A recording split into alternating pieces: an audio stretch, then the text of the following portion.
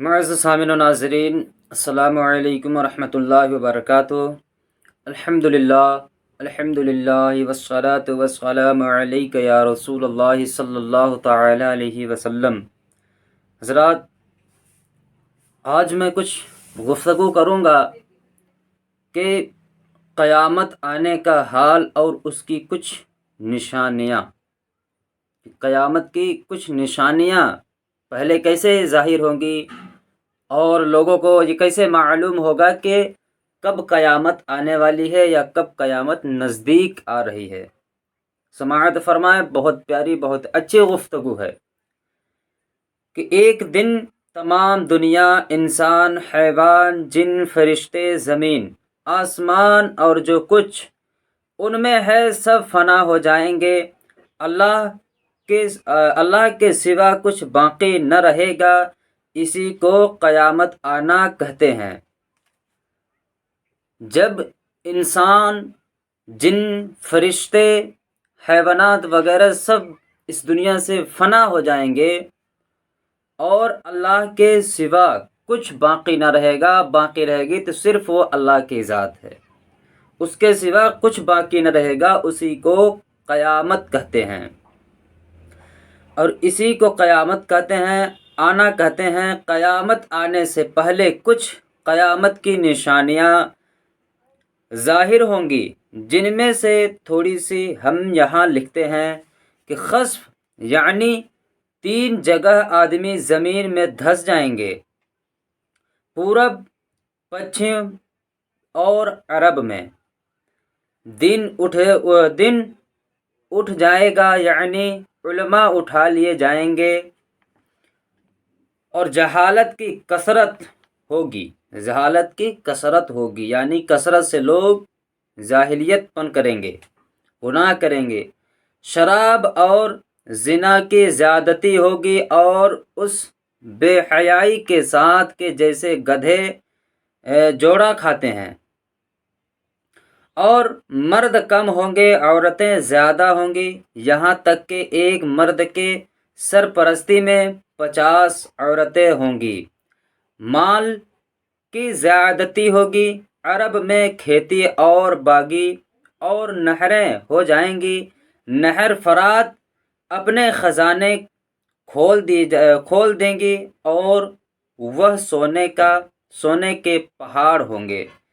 اور مرد اپنی عورت کے کہنے میں ہوگا، باپ کی نہ سنے گا، دوستوں سے مل جول رکھے گا، اور ماں باپ سے جدائی رہے گا۔ اب کیا ہو رہا ہے؟ آج کے جو نوجوان بھائی ہیں وہ اپنے ماں باپ کی نافرمانی کرتے ہیں، بلکہ دوستوں کے ساتھ عیاشی کر رہے ہیں، کہیں کسی اڈے پر شرابی نوشی کر رہے ہیں، تو جوا کھیل رہے ہیں، تو کبھی کچھ کر رہے ہیں، کبھی کچھ کر رہے ہیں، اپنے ماں باپ کی نافرمانی کرتے ہوئے۔ اب نشانیاں وہی ظاہر ہو رہی ہیں، اور گانے بجانے کی کثرت ہوگی، انگلیوں پر لوگ لعنت کریں گے، ان کو برا کہیں گے، اپنی ہی انگلیوں پر انہیں لعنت ہوگی اور انہیں اسے برا کہیں گے۔ اور بدکار اور نااہل سردار بنائے جائیں گے۔ ذلیل لوگ، جن کو تن کا کپڑا نہ ملتا تھا، وہ بڑے بڑے محلوں پر اترائیں گے۔ اب دیکھیں، جن کے نصیب میں، جن کے قسمت میں کبھی ایک وقت کا پہننے کے لیے کپڑا نہیں ہے، وہ بڑی بڑی محلوں میں اترائیں گے۔ یعنی کہ چھوٹے چھوٹے جو درجے کے لوگ ہیں وہ بڑی بڑی بلڈنگوں میں رہنے لگیں گے، کم درجے کے لوگ وہ بڑی بڑی محلوں میں رہنے لگیں گے اور اترانے لگیں گے۔ اور مسجد میں لوگ چلائیں گے۔ اسلام پر قائم رہنا اتنا کٹھن ہوگا جیسے مٹی میں انگار لینا، یہاں تک کہ آدمی قبرستان میں جا کر تمنا کرے گا کہ کاش میں اس قبر میں ہوتا، وقت میں برکت نہ ہوگی، یہاں تک کہ سال مثل مہینہ،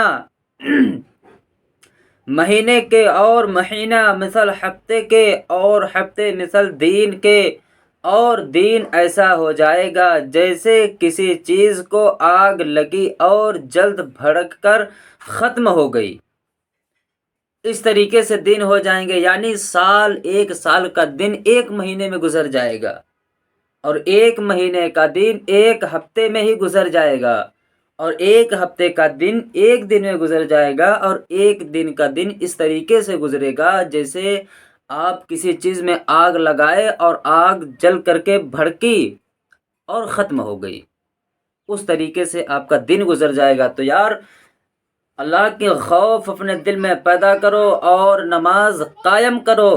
حضرات، یہ کیسے جہنم کی آگ برداشت کرو گے؟ آج آپ اگر دنیا کی آگ تھوڑی سی اگر آپ کے شریر میں چپک جائے، کہیں لگ جائے، تو آدمی ایک دم جھٹکے سے کھڑا ہوتا ہے اور سسو آنے لگتا ہے، دوا کروانے فوراً جاتا ہے۔ لیکن جب وہ جہنم کی آگ اتنی تیز آگ ہے